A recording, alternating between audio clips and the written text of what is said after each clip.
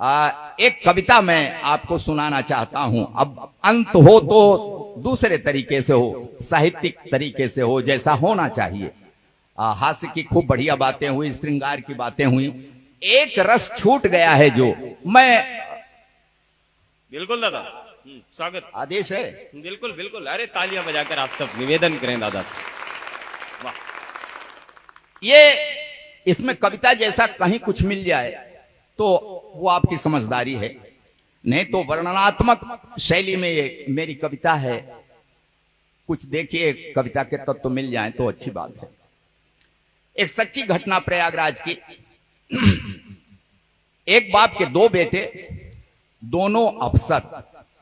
देखिए इस कविता को जेब में रख के ले जाइएगा, इसलिए सुना रहा हूं। ये मिशन की कविता है और इसमें थोड़ा सा उठिए नहीं, बस 4 मिनट में सुनाता हूं, सुनिएगा। एक बाप के दो बेटे, दोनों अफसर, दोनों की मां का देहांत हो गया। उन बेटों की मां का देहांत हो गया। 13वीं बीती। 13वीं के दूसरे दिन दोनों बेटों ने बाप से कहा।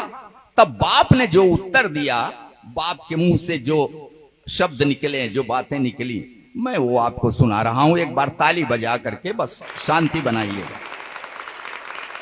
बाप ने कहा कि खेत बाग घर बेच दूं, चलकर रहूं तुम्हारे साथ शहर में। 1 महीना छोटे के घर, 1 महीना बड़े के घर में। भले अफसर हैं बेटे, बंटवारा बाप का इसी तरह से होता है। तब बाप ने कहा कि खेत बाग घर बेच दूं, चलकर रहूं तुम्हारे साथ शहर में। 1 महीना छोटे के घर, 1 महीना बड़े के घर में। ठीक कह रहे हो मेरे बेटों, समझ में मुझसे बढ़कर हो तुम। मैं किसान अनपढ़ गंवार हूं, पढ़े लिखे हो अफसर हो तुम। कांधा अपनी मां की अर्थी को न दे सके, इसका गम है। नहीं आए थे जिस दिन दाह संस्कार हुआ। तब कहा बाप ने कि कांधा अपनी मां की अर्थी को न दे सके, इसका गम है।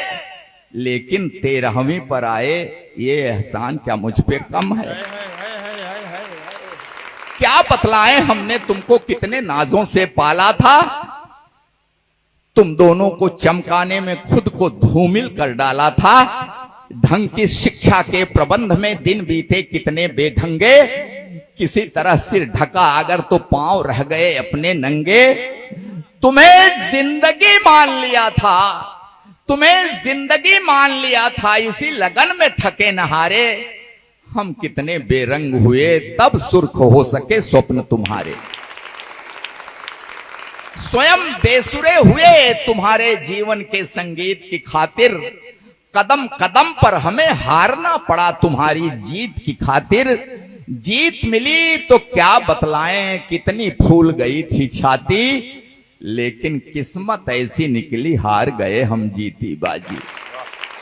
3 महीने तक मां तड़पी, तड़प तड़प कर देखी रास्ता। मगर न आए उसके बेटे, एक व्यस्त दूजा भी व्यस्त था। पूरी काया कान थी उसकी, हर आहट को आंक रही थी।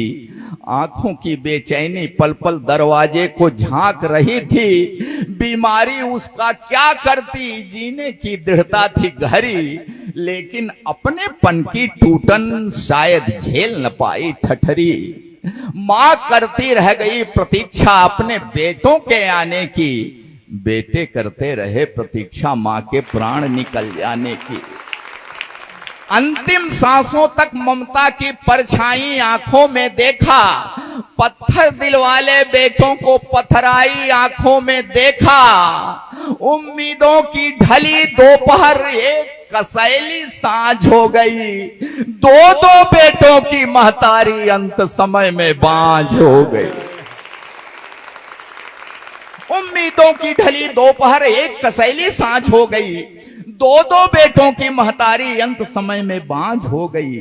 कभी स्वार्थी सगा न होगा, कितनी भी ऊंचाई छू ले। माँ को भूले, बाप को भूले, बाप की तुम संपत्ति न भूले।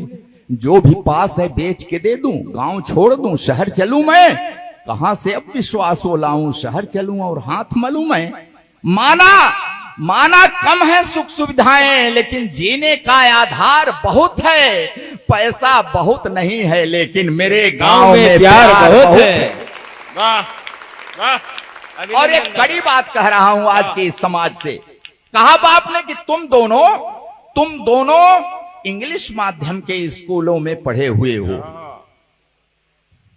पछतावा हो रहा है उस बाप को, कितना कष्ट करके इंग्लिश माध्यम के स्कूलों में पढ़ाया। तब कह रहा है कि तुम दोनों इंग्लिश माध्यम के स्कूलों में पढ़े हुए हो, अंग्रेजी में बचपन बीता, अंग्रेजी में बड़े हुए हो, तो तुम जो यह व्यवहार किए हो ये ताज्जुब की बात नहीं है।